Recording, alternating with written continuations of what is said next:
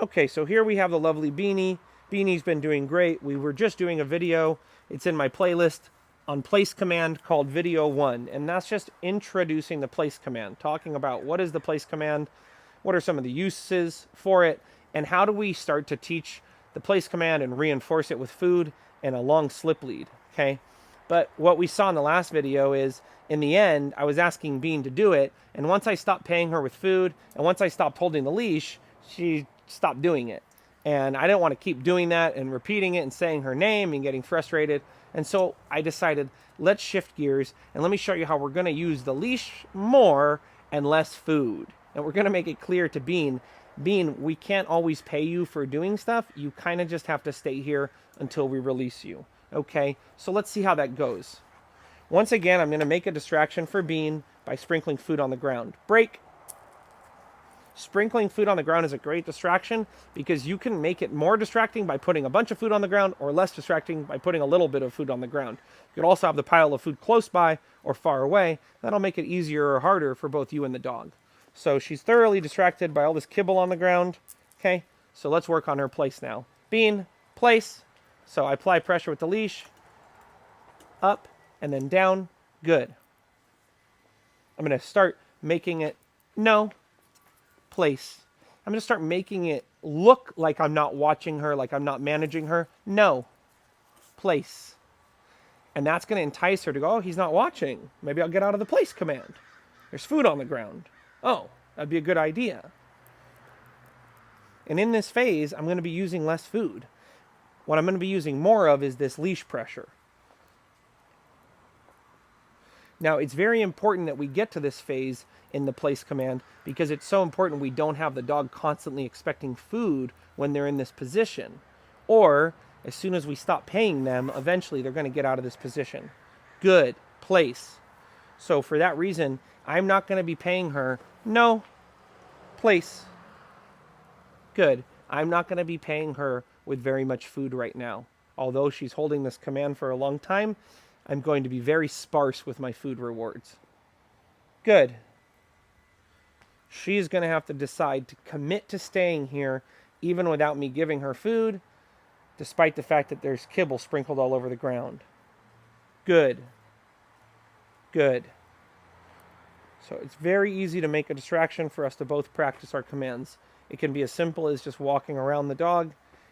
It could be as simple as just taking a step like this in a way that the dog doesn't expect. Okay? No. No. No. Place. So I need her to understand it's not possible. And this is where that back tie can be very helpful, okay? Having that dog tied back to the point where they can't actually get off the bed will make this process go extremely fast, I can promise you.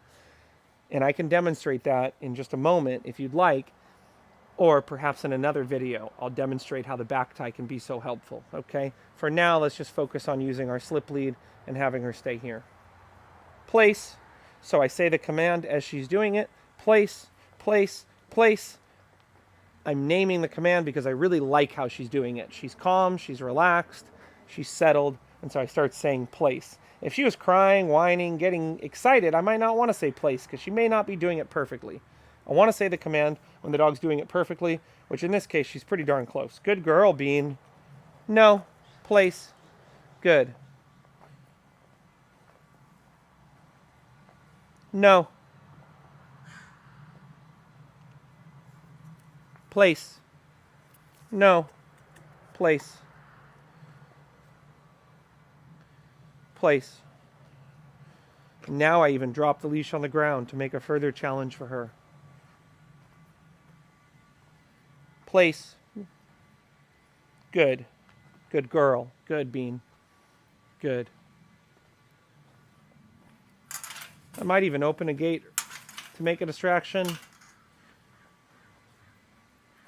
Maybe I move something around like a piece of furniture in the house.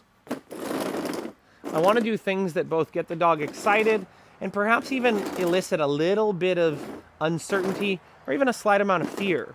And then the dog understands, hey, stay in this position. Even if you're not sure what's going to happen, just stay there. It's all good.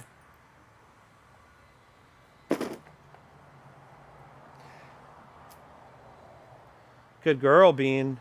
Break. And in this case, I'm just going to release her to have that food on the ground. Eventually, the reward for place command is you get freedom. You get to say hi to people. You get to greet dogs. You get to roam around and you get to play. Okay?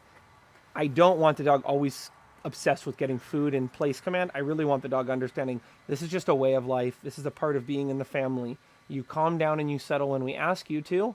And when we're done settling, maybe we're done with dinner, yeah, we'll let you up and we'll hang out and we'll snuggle on the couch. Or, hey, maybe when you're done, we'll go take you on a walk. Or maybe they'll come and pick you up for school. But I want the dog to very much understand when you're in this command, you're not begging for food. I'm not needing to remind you over and over again to stay there. You're very much settled there. And so that's why when I released her this time, I just let her have access to the food on the ground. One thing to think about is you do place work and then you release the dog to go outside to potty. You do place work, you release the dog to go roam around the house and look for little treats you've hidden everywhere, or you just release the dog to then roam around the house and smell and investigate. Good girl. So that's all, folks. Just a little video here with Bean talking about how to use the slip lead without much food to get the dog to learn how to stay in that place command and settle, even when there's a little bit of uncertain things happening or perhaps some distractions that get her excited. I hope you found this video helpful. And what I want you to do now, if you're interested, is watch video number 3. Okay, I'm going to show this same process and I'm going to tie her back. And we're going to show you just how much more effective and quickly we can accomplish this if the dog is tied back at an appropriate length on the leash. Good girl, Bean. We're very proud of you. Good choices, huh, Bubbles? You try very hard. I know. You just get confused. You got that crazy livestock guardian DNA in there. What? What? Good girl.